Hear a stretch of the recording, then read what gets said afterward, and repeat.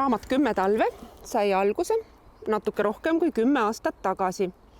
Oli selline lugu, et ühel päeval detsembris kutsus Rein Rebane mind ja meie väga head kolleegi Liivika Simmulit enda kabinetti.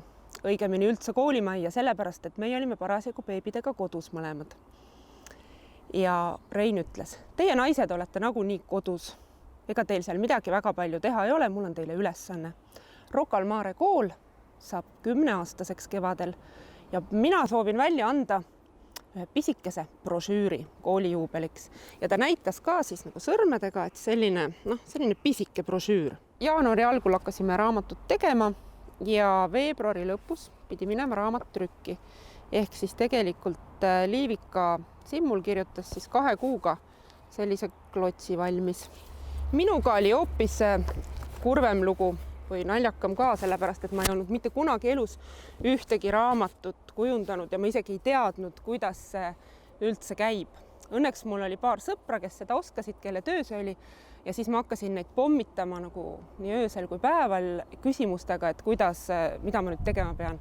Mul oli endal selline üks kindel soov ja teadmine, et ma tahan, et see 10 talve raamat, esimene raamat, mis ma teen, et see tuleks väga ilus. Ja siis me hakkasime Liivikaga käima mööda trükikodasid.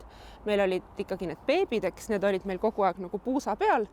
Ja siis me käisime kõik Tallinna trükikojad läbi, kohtusime kõikide juhatajatega ja kui me jõudsime Tallinna raamatu trükikotta, mis oli selline lahe nõukogudeaegne süsteem, kus all oli valvelauatädi, kes siis kutsus juhataja ja Marika Solovjov siis võttis meid vastu oma uhkes kabinetis ja näitas kõiki raamatuid ja lõpuks meie leidsime Liivikaga ühe nurga tagant umbes sarnase raamatu, kus olid need küljed niimoodi ära lõigatud ja ütlesime, vot sellist me tahame.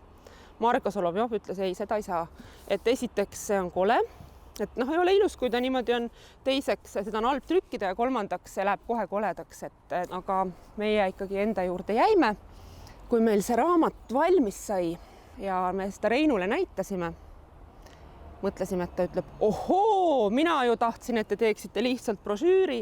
Siis Rein vaatas seda, ütles, jah, täpselt seda ma arvasingi, et te sellise teete, sest et Rocca al Mare inimestega on nii, et ütle neile, et tehke brošüür ja nemad teevad telliskivi, et see ongi nii.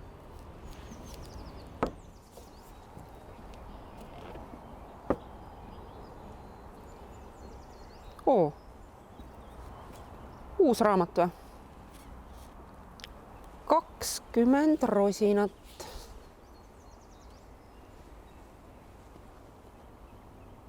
Väga lahe.